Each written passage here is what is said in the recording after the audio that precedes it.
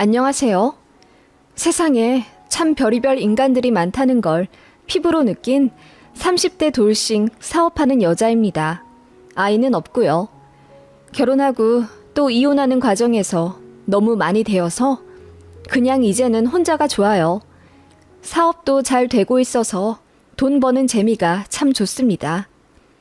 결혼 생활은 딱 1년 2개월 하고 끝냈네요. 저는 전 남편의 바람으로 이혼을 했습니다. 그리고 시어머니의 간섭과 갑질 역시 옵션으로 이혼 사유였죠. 전 남편은 회사원들이 많은 번화가 한켠에서 약국하고 있던 약사였죠. 그때 저는 전 남편이 운영하고 있던 약국 근처에서 출퇴근하던 평범한 직장인이었고, 제가 기관지가 약해 약국을 자주 갔었는데, 그러다 우연히 전 남편의 약국을 방문하게 된 거였죠. 첫 방문이 감사하다면서 비타민 약을 한아름 건네주더라고요. 그래서 이 약국 서비스 좋네 라고 생각하고 사람들에게 추천해 줬더니 다들 자기도 그 약국 갔었는데 한 번도 서비스 받은 적이 없다고 하는 거예요. 그런데 저는 그 다음 방문에도 재차 서비스를 받았고, 그때부터 이 약사가 저에게 호감이 있다는 사실을 알게 되었습니다. 사실 저도 마음에 꽤 들었던 터라 자연스럽게 눈길이 오가게 되었고, 전 남편이 먼저 용기 내어 저에게 명함을 건네주었어요.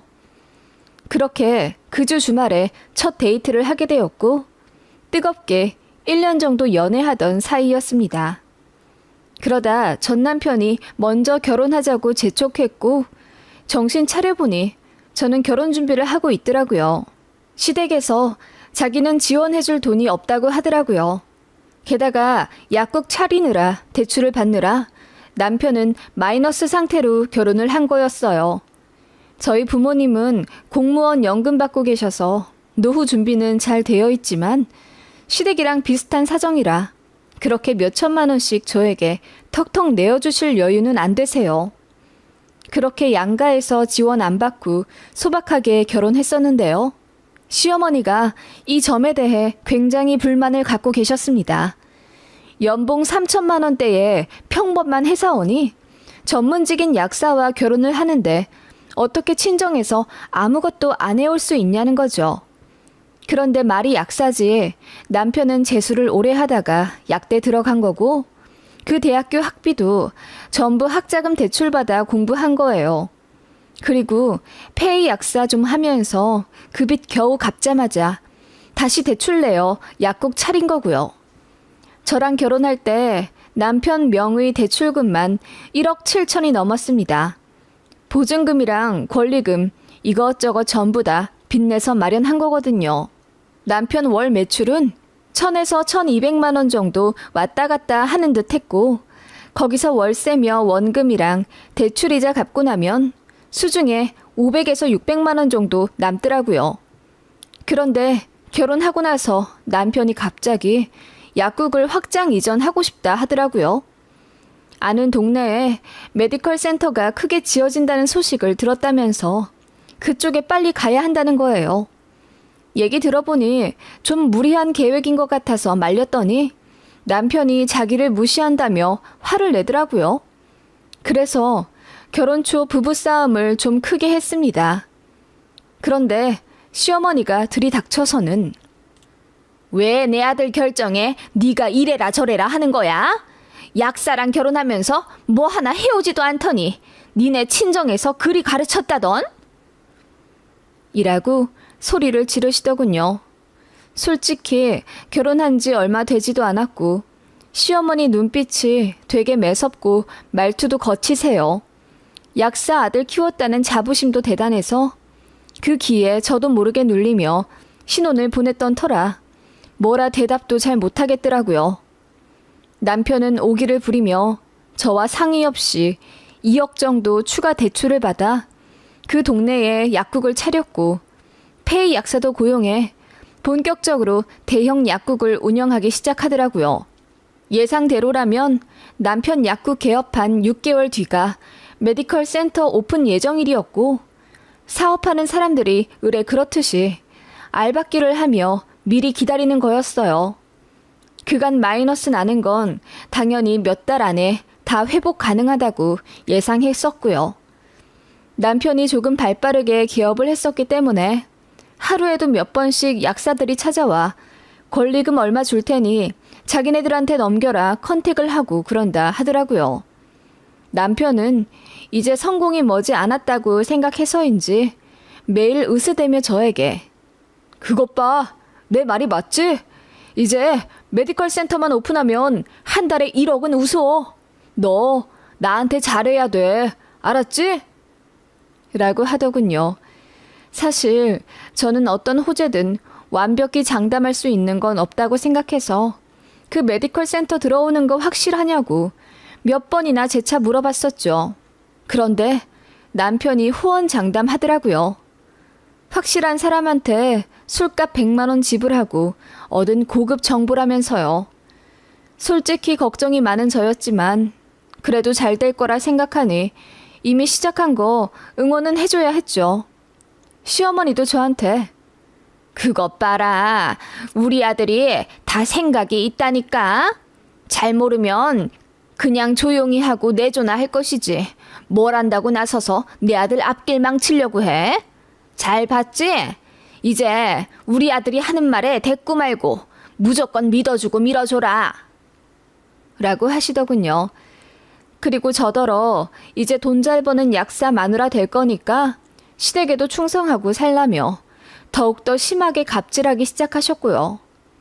시댁 제사가 1년에 3번인데 그때마다 저더러 그날 휴가를 내서 음식을 만들라 하시더군요. 그때가 월 초였는데 회사 일이 너무 바빠 휴가를 못 낸다고 했더니 많이 벌지도 못하는 회사 다니면서 네가 무슨 그렇게 중요한 일을 한다고 그러니? 라며 비꼬시더군요. 그러면서도 절대로 자기 아들만 돈 벌게 해서는 안 된다며 외벌이를 반대하시더군요. 그럴 거면 제 직장을 무시하질 마시던가요. 그리고 시댁이 시할머니도 모시고 살고 있었는데 시어머니가 어느 날 그러시더라고요. 우리 아들 약국 잘 되면 집 하나 사달라고 할 거다. 그래서 니들이랑 합가할 거야. 너도 네 시할머니 모셔야지. 별 스펙도 없이 약사 마누라 됐으면 네가 가정에 희생해야 한다. 사람이 얻으려고만 하면 못 써. 라고 하시며 합가 예고도 미리 하셨어요. 이래저래 참 쉽지 않은 결혼 생활이었지만 저도 시어머니한테 은근히 가스라이팅 당해서인지 점차 세뇌되어 가고 있었던 것 같아요. 참 바보 같지만요. 그런데요, 참 충격적인 일이 있었습니다. 남편이 고용한 폐의 약사랑 바람이 났어요. 메디컬 센터 들어오기 전에 약국 알바끼 하고 있었던 터라 그렇게 바쁘지 않은 몇 달 동안 둘이 한가하게 커피도 마시고 드라이브도 하면서 눈이 맞은 거죠. 알게 된 계기도 참 잔인합니다. 1주년 결혼 기념일이 당장 이틀 뒤였어요. 그래서 그날 뭐 할까 남편한테 물어봤더니 바빠서 어딜 가지 못할 것 같다는 거예요. 미안하지만 저 혼자 케이크 사서 촛불 켜고 자축하라 하더군요. 서운한 건 둘째 치고 남편의 야근이 잦아지길래 걱정이 되어서 밤에 약국으로 찾아갔다가 그 년놈들이 서로 스킨십 하는 걸 보게 된 거죠. 제가 울부짖으며 둘이 뭐 하는 거냐고 소리치자 그것들이 그제야 떨어져 머쓱하게 서 있더군요. 남편은 미안하다고 실수라며 사과했지만 저는 너무 충격받아 몸에 힘이 하나도 안 들어가더군요. 쓰러지고 만 거죠. 그 바람에 친정도 사실을 알게 되었고 한달음에 저희 신혼집 달려와 김서방, 자네 어떻게 결혼 1년도 안 되어 바람을 필 수가 있나? 자네가 사람이야? 라며 멱살을 잡았는데 시어머니가 나타나서는 그만하세요. 우리 아들 몸 상합니다. 우리 아들이 너무 순진했죠. 여자 직업도 안 보고 얘 좀 이쁘고 몸매 좋다는 이유로 그렇게 사랑 하나만 보고 홀랑 결혼한 거죠. 같은 전문직에 더 젊고 예쁜 여자 있으니 눈 돌아갈 법도 하지 않습니까? 차라리 난 잘 됐네요. 애도 안 들어섰는데 그냥 이혼시킵시다. 라고 하시더군요. 그 말에 친정 부모님도 충격받고 큰 상처받아 할 말을 잃으셨고 그 모습 보니 저는 더 분노할 수밖에 없었습니다. 그래서 시모 보는 앞에서 남편 싸대기를 연거푸 내려쳤더니 시어머니가 그냥 이혼을 해. 네가 뭔데 우리 귀한 아들 때리냐? 너 고소할 거야? 라고 하시더군요. 네, 고소하세요. 저도 막 고소할게요. 배우자 불륜으로 이혼하게 됐는데 저라고 참을 이유 없죠? 라고 했더니 시어머니가 불그락 푸르락 하더군요. 남편도 고개만 떨구고 있다가 하는 말이 미안, 나 그 여자 많이 사랑하게 됐어. 그래, 엄마 말대로 나도 너무 조건을 안 보고 결혼한 거지. 사람마다 어울리는 짝이 있는데 내가 너무 순진했어. 우리 이혼하고 서로 갈 길 가자. 너도 나 같은 사람한테 상처받았잖아. 다른 좋은 남자 만나. 라며 위선을 떨더라고요. 그 모습에 구역질까지 나더군요. 결혼이 장난이야? 내가 마음에 안 들었으면 처음부터 파혼을 하든가 아님 만나질 말든가. 너나 니네 엄마나 최악이다. 라고 했더니 옆에서 듣고 있던 시어머니가 돈 못 버는 직장인 주제에 그럼 엎드려 자락이라도 했어야지. 다 포기하고 너 택한 이유가 뭐겠니? 네 시댁에 잘하고 우리 아들한테 잘하라고 결혼시켜 놓은 거다. 네 주제를 알아. 그럼 너도 다른 집 며느리처럼 시댁 와서 시어머니 밥상 받고 사랑받고 그럴 줄 알았니? 라고 하시는데 서러워서 눈물이 막 나더라고요. 사랑까진 기대도 안 했습니다. 어머님이 처음부터 저 별로 안 좋아하신 거 알고 있었으니까요. 그래도 저 시댁 한 달에 2-3번은 꼭 갔었고 남편 없이도 종종 방문해 시할머니 말동무도 해드리고 어머님이 시키는 온갖 잡심부름 다 했네요. 그런데 회사 일 다니느라 시댁에서 오라는 거 몇 번 거절했더니 그게 그렇게 거슬리셨나 봐요. 본인 말은 절대로 거역하면 안 되는 국법인가 봅니다. 소송 걸려다가 제가 너무 머리 아플 것 같아서 그냥 최대한 조용히 깔끔하게 이혼하기로 했습니다. 그래서 서로 합의하에 집도 바로 내놨습니다. 전세로 살고 있었는데 다행히 다음 세입자가 며칠 만에 구해졌거든요. 위자료 대신 가전 가구 전부 제가 팔아버리고 전세 보증금 일부에서 2천만 원 달라고 해 그것도 받았습니다. 그 과정에서 시어머니가 또 개입해 왜 저한테 위자료를 주냐고 남편을 닥달했다네요. 그러더니 저한테 전화를 해서 너 장사하니? 그 돈을 받고 싶어? 가뜩이나 우리 아들 지금 대출 때문에 여유 없는데 그 돈을 기어이 가져가야겠어? 라고 하길래 싫으면 바람피지 말았어야죠. 이혼 소송해도 그거보단 더 받아요. 어떻게 뭐 소송해요? 빨리 이혼하라고 해서 깔끔하게 끝내는 건데 지금이라도 소송 걸어요? 라고 했더니 이혼녀 되더니 도끼만 올랐다면서 저더러 잘 먹고 잘 살 것 같아서 걱정도 안 된대요. 그래서 네, 저 잘 살 겁니다. 무조건 당신 아들보다는 잘 살 거예요. 라고 소리쳐 버렸네요. 서류 주고받아 제출을 했고 그렇게 제 결혼 생활은 1년 2개월 만에 쪽나 버렸습니다. 저는 그냥 조용히 회사 조금 더 다니다가 관뒀어요. 이혼으로 인한 후유증이 꽤 있었나 보더라고요. 공황장애가 뜬금없이 생겨 일상생활에 불편함이 생겼고 결국 회사를 다닐 수가 없게 되었어요. 그래서 부모님 댁에 들어가 요양차 지내다가 친구의 권유로 향수 만들기 클래스를 다니게 되었죠. 취미로요. 좋은 향기를 맡으면 기분도 한결 좋아질 거라는 너무나도 따뜻한 친구의 배려 덕분에 저는 그렇게 향과 친해졌고 문득 저도 사업이라는 걸 해보고 싶어졌어요. 그래서 이혼하고 수중에 남은 돈 4,500만 원을 몽땅 투자해 향수 공방을 차렸습니다. 물론 하루아침에 뚝딱 하고 차린 건 아니고 반년 정도 사전조사 열심히 해 잘 알아보고 차린 거예요. 대학 졸업하고 쭉 회사만 다니던 사람이라 저도 사업에 소질이 있나 반신반의했지만 그래도 향수라는 것이 제 인생에 운명적으로 스며들었기 때문에 이건 필시 기회라는 생각이 들었어요. 그래서 정말 열심히 공방 운영했습니다. 손님분들이 다 만족을 하시고 그러면서 자연스럽게 사업이 더 잘 되기 시작했어요. 그렇게 달에 500에서 600만 원씩 벌게 되었고 어느덧 그렇게 번 돈이 통장에 1억 정도 되더라고요. 그래서 조금 더 욕심내 향수 사업을 본격적으로 시작하게 되었네요. 저만의 브랜드가 런칭이 되던 날, 저는 부모님 손을 잡고 펑펑 울었습니다. 그날이 지금으로부터 2년 전이네요. 첫 런칭하고 한 6개월은 시장에서 반응이 없어 많이 초조했습니다.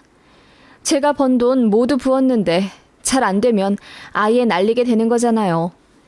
그래서 많이 걱정했는데 거짓말처럼 사업 시작한 지 반년이 흐르자 반응이 오기 시작했어요. 여기저기 미팅 다니면서 바이어들도 만나고 운 좋게 해외에 수출도 하게 되었습니다. 그래서 국내 화장품 가게에는 입점이 안 되었지만 홍콩과 미국에서는 제 브랜드의 향수가 유통되고 있어요.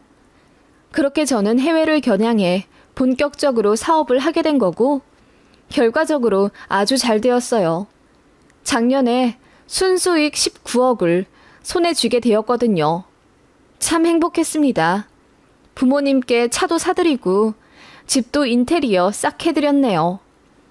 이혼하고 공황장애 와서 회사도 관두고 집에 틀어박혀 있던 딸이라 참 맘 아파하셨는데 몇 년 개고생하다 이제는 돈 잘 버는 CEO가 되었으니 제 부모님도 얼마나 좋으시겠어요. 돈도 돈이지만 제가 활기차게 살고 또 웃음이 많아지니 보기 참 좋다 하시더군요. 불효녀인 것 같아 늘 죄송했는데 이제부터는 아니란 생각에 참 다행이었어요. 이혼 초반엔 전 남편은 어떻게 사는지 솔직히 궁금했어요. 그런데 공황장애라는 게 특정 단어만 들으면 발현이 되더라고요. 이혼하고 한동안은 전 남편 이름만 들어도 발작이 올 듯 힘들었습니다. 그래서 궁금은 해도 친구들한테 부탁해서 이야기하지 말아달라고 했죠. 전화번호도 아예 바꾸고 핸드폰도 바꾼 채로 살았습니다. 그렇게 몇 년 내 과거를 완전히 지운 채 사업에 몰두하며 살았는데 어느 날 제 친한 친구가 그러더라고요. 너 요즘도 공황 와? 몇 년 전에는 내가 네 전 남편 이름만 말해도 식은땀 흘렸잖아. 나 이제 괜찮은 것 같아. 그리고 그 인간 생각 안 한 지 오래라 내가 이혼한 줄도 까먹고 있었네. 그래? 그럼 이제 얘기해도 될까? 우리 사실 너한테 얘기하고 싶은 게 있었는데 너 힘들어할까봐 입 닫고 있었거든. 그래? 뭔데? 전 남편 얘기야? 네 전 남편 너랑 헤어지고 그 페이 약사랑 바로 재혼했대. 뭐? 그랬어? 몰랐네. 니들은 입이 근질근질했겠다. 나한테 얼마나 말하고 싶었겠어. 배려해줘서 고맙다. 얘기는 끝까지 들어봐야지. 근데 2년 만에 헤어졌대. 그러니까 작년이지. 둘이 왜 헤어진지 알아? 네 전 남편 약국 완전 망했대. 메디컬 센터 들어온다고 했잖아.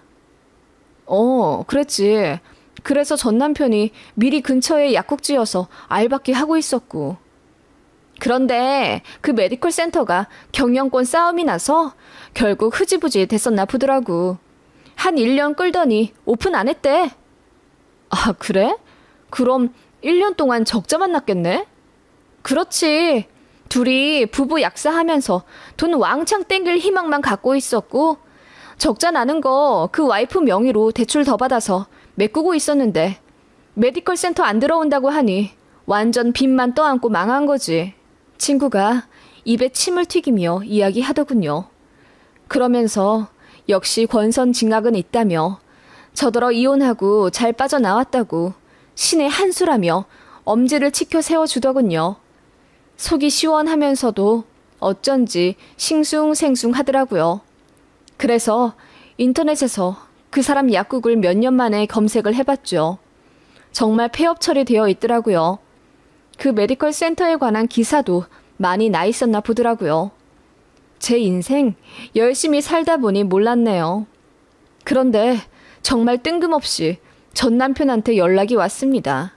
모르는 번호로 전화가 와서 받으니 전 남편이더라고요. 내 번호 어떻게 알았냐고 했더니 아는 사람한테 저 사업 시작한 거 진작 알고 있었다면서 인터넷으로 간간히 제 이름을 쳐봤다는 거예요. 기분 들어오니 그러지 말라고 했습니다. 전화도 차단하겠다고 했더니 그 인간이 애걸복걸 빌며 나랑 커피 한 잔만 마셔주면 안 돼? 그냥 너 어떻게 지내는지 너무 궁금했어. 우리 싸운 정도 있는데 그 정도도 못해? 라고 하길래 싸운 정? 우리한테 정이 있었나? 그래서 결혼한 지 1년도 안 돼요. 바람이 난 거야? 왜? 너 작년에 이혼하고 나니 외롭고 심심해? 그래서 전 부인 생각이 나니? 아니, 전전 부인이지 나는? 지금 차례로 전화 거는 거야? 다음은 전 부인 차례? 라고 웃으며 말했더니 전 남편이 당황해하며 이혼한 거 어떻게 알았냐고 묻더군요. 알 바 아니고 나는 현생 바빠서 신경도 안 쓰인다. 그냥 오늘 날씨가 맑고 내일 비 온다는 일기예보랑 다를 바 없는 뉴스라고 했더니 전 남편이 아무 말 안 하더군요. 다신 연락하지 말라고 하고 끊었습니다. 그런데 며칠 뒤 상상도 못한 인물에게 전화가 오고 말았죠. 바로 전 시어머니였습니다. 거래처인 줄 알고 전화 받으니 나다, 용준이 애미 라고 하길래 기절초풍할 뻔했죠. 반겨주지도 않은 사람한테 아들이랑 엄마가 왜 이렇게 사이좋게 전화들을 하고 그러세요? 그렇게 할 일이 없으세요? 제가 비꼬듯 말하자 전 시모가 끙하며 얼머무리더라고요. 전화하지 말라고 소리치듯 외치며 끊으려는데 전 시모가 대뜸 미안하다. 내가 미안했어. 너한테 모진 소리 많이 했지? 내가 잘못했다. 너한테 많이 미안해하고 있었어. 반성도 많이 했고. 그러니까 딱 한 번만 우리 아들이랑 커피 한잔 해줄 수 없겠니? 라고 하길래 기가 차서 대꾸도 안 하고 차단해버렸습니다. 그렇게 더러운 기분으로 사무실 출근하는데 회사 앞에 웬 모르는 낡은 경차가 한 대 있더라고요. 요즘도 이런 걸 타고 다니나 생각하며 지나치는데 그 차 안에서 누군가 나오더니 자기야 라며 웬 남자 목소리가 저를 부르더라고요. 뒤돌아보니 전 남편이었고 조수석에서 슬그머니 전시모도 나오더군요. 참나 대출 많아도 곧 죽어도 외제차 타야 한다고 하더니 어디서 다 쓰러져가는 경찰을 몰고 와서는 저를 찾다니요. 전 남편은 제가 만나주지 않으니 인터넷 뒤져 제 사무실을 찾아냈더라고요. 그리고는 두 손 싹싹 빌며 제발 커피 한잔하며 이야기 좀 나누자고 하더군요. 대체 뭔 얘기를 하고 싶길래 두 모자가 안면 몰수하고 나타났나 싶어 여기서 얘기해보라니 전시모가 그래도 예전 인연이 있는데 길거리에서 얘기하는 건 좀 그렇지 않니? 내가 그래도 네 전시어머니인데 대접까진 안 바라더라도 사무실 가서 커피 한 잔은 내줘야지. 라고 하길래 제가 웃으며 대접받을 자격이 없으신데요? 가세요. 경찰 부르기 전에. 라고 했더니 기분이 상한 듯 얼굴이 불그락 하더군요.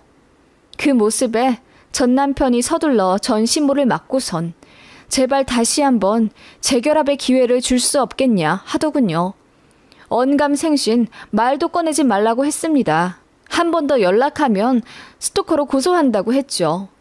그랬더니 전시모가 우리 아들 너도 알다시피 잘 안 됐다. 좀 가엾게 봐줄 순 없겠니? 그래 당장 다시 시작하길 바라는 건 아니야. 친구로 시작할 수 있는 거잖니? 그리고 친구란 모름지기 어려울 때 서로 돕는 거고. 라고 하길래 서울역 노숙자를 도우면 도왔지 전 남편 따위는 거들떠도 보지 않겠다고 했습니다. 그랬더니 전시모가 참다 못해 소리를 버럭 지르며 우리 아들 지금 빚만 한가득이고 이혼 2번이나 한 불쌍한 애야. 애초에 너랑 결혼하지 않았더라면, 그래서 첫 단추만 잘 끼웠더라면 내 아들 인생 이렇게 꼬이지도 않았어. 그런데 넌 뭐니? 넌 우리 아들이랑 이혼하고 이렇게 떵떵거리며 잘 살잖아. 너같이 돈도 별로 못 버는 직장인이 어떻게 하루아침에 성공한 사업가가 돼? 그거 도끼 아니면 불가능한 거야. 라고 하더군요. 네, 도끼 품게 해줘서 참 고마워요. 덕분에 잘 됐네요. 고맙다는 말이 듣고 싶어서 왔어요? 이제 됐죠? 그런데요, 제가 그랬잖아요. 저는 무조건 당신 아들보다 잘 살 거라고요. 라고 했더니 전시모가 그럼 우리 아들 좀 도와줘라. 돈 좀 빌려줘. 얘기 듣기로는 몇십억은 우습게 번다던데 솔직히 우리 아들 아니었으면 네가 그 돈 만져나 받겠니? 내가 아무리 생각해도 억울해서 잠이 안 오더라. 이혼하면서 네가 내 아들 복을 가져간 게 분명해. 라고 하면서 제 팔뚝을 막무가내 잡는 겁니다. 저더러 책임지라고요. 그래서 뿌리치려고 하니 저를 막 밀더라고요. 그 바람에 건물 옆 쓰레기 있는 곳까지 밀려나게 됐죠. 그런데 손에 닿는 게 된장 같은 게 가득 들어있는 통이더라고요. 옆 건물에 백반집이 있었는데 거기서 쓰다 남은 오래된 막장인 듯 싶었습니다. 그래서 그걸 전시모에게 던져버렸죠. 그러자 보기 좋게 얼굴에 정통으로 맞아 흘러내리더군요. 전시모가 소리를 지르며 방방 뛰길래 제가 가방에서 물수건 하나 꺼내 전 남편에게 던지듯 줬습니다. 나는 정당방위다. 신고하려면 해봐. 너랑 네 엄마도 스토커로 고소당하지. 가뜩이나 없는 돈에 벌금까지 낼 수 있겠어? 라고 했더니 전 남편은 고개를 떨구며 아무 말 못하더군요. 그날 이후로 전화는 당연히 없고 사무실로 찾아오는 일도 없더군요.